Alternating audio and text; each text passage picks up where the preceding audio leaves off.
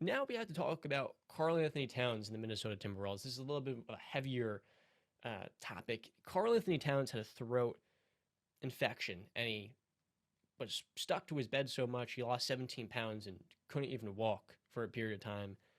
Initially, the T-Wolves were my number one seed coming in just a week ago, and little did I know, Cat, after all he's been through personally and on the court, he's missed a lot of time in 2019, 2020.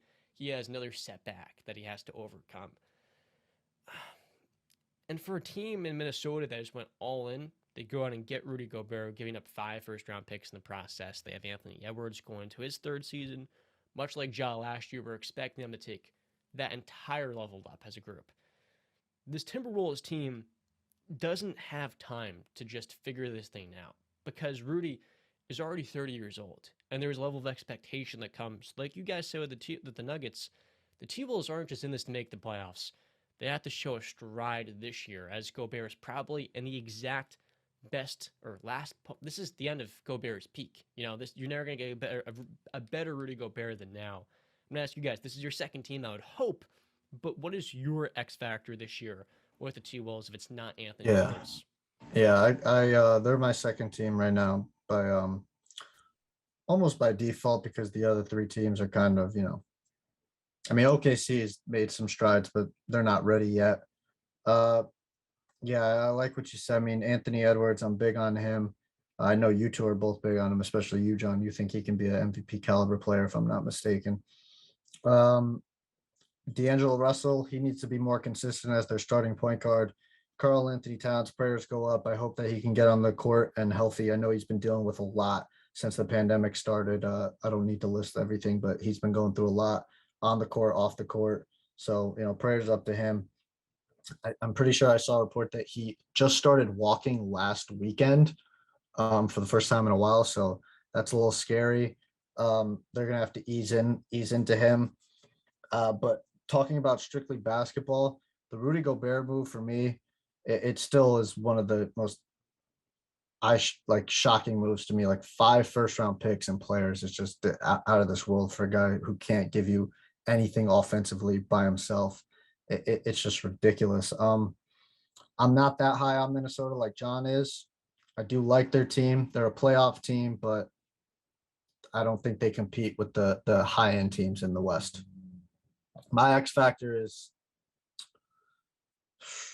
I think, D'Angelo Russell. If he can play at the level we all know he can and expect him to, you know, yeah, but he's just so inconsistent, man. He's so inconsistent. Like one game he'll hit like the game-winning shot, ice in my veins, ice in my vein, and the next game he's freaking.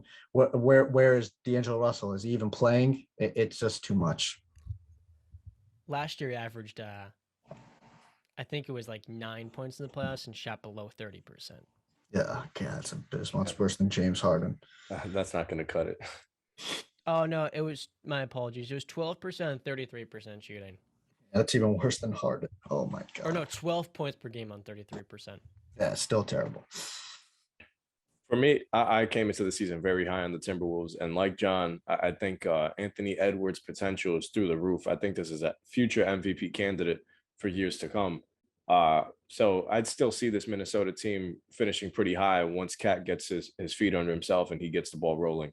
I think he's an absolute animal. So I think Minnesota will be fine. Prayers up to Cat. But like Brandon, I think I have to roll with D'Angelo Russell. It's just so much inconsistency there. That's definitely not what you need when that's your lead point guard right there. Going into a postseason series, you need somebody that's going to set the tone, that's going to set the floor for your team. And when you don't know what you're going to get every other game from this guy, that's tough. I mean, his regular season numbers, if you're just looking at stats, they always look nice. But we have to read between the lines when it comes to D'Lo. Are you going to be the guy that's going to step up for this team when Anthony Edwards or Cat isn't scoring? Because he has that capability to light up a scoreboard. He does. It's just left to what is he going to be when it matters most? And that's a great point. With D'Lo, he's really filled the mold. He's watched a lot of Chris Paul, of a playmaking guard that last year still averaged 7 points in the playoffs, but he was just such a negative defensively and as a scorer that this is your only point guard. Your backup's Jordan McLaughlin, and the undersold thing about this TWolves team is Chris Finch, their third-year head coach now. First year is half the season. He is a brilliant offensive mind. He worked with Boogie Cousins and what's his face, Anthony Davis in New Orleans. Worked with Jokic. Went to Toronto. He's been all over the league, and everywhere that he's went, they've maximized their offense's utility. Trading Jared Vanderbilt and stuff for Rudy Gobert to me was a great move because offensively, Jared Vanderbilt gave you 5 points a game last year, and now you're replacing him with a guy in Rudy that was the fulcrum of the number one offense in basketball last year.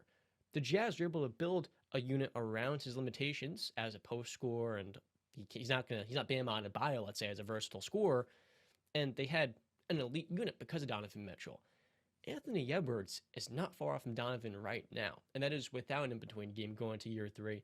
He may not even need an in-between game, a floater, a mid-range shot, because with his burst, scoring package, and ability to get out in open space, you can't stop Ant-Man. There's just, I kind of cheated here. I wanted an opportunity to talk about Ant, so I said outside of him, who is your X factor with this group? It's undoubtedly him taking that third-year leap. If he does what Ja Morant did last year as a scorer, because Ja, he really filled more of that Allen Iverson mold. He wasn't as much of a playmaker. If Ant can take that leap, just into a 26-point per game guy and the same level of efficiency, this offense is going to be electric. The issue is their depth. You move off of Jared Vanderbilt, you get rid of Malik Beasley, you trade away Patrick Beverly. Those guys in the playoffs were able to, just in the regular season at least, were able to fill a role. In the playoffs, not as much. Now your bench is Slow-Mo Kyle, a solid wing player that can't really shoot, but just does a lot of the little things. Torian Prince, Austin Rivers, Jordan McLaughlin, and Naz Reid. If Cat or Rudy Gobert miss time, there's literally no depth at all. And that is the biggest issue when you sacrifice all of that extra stuff for a top 3, top 4 center in the game.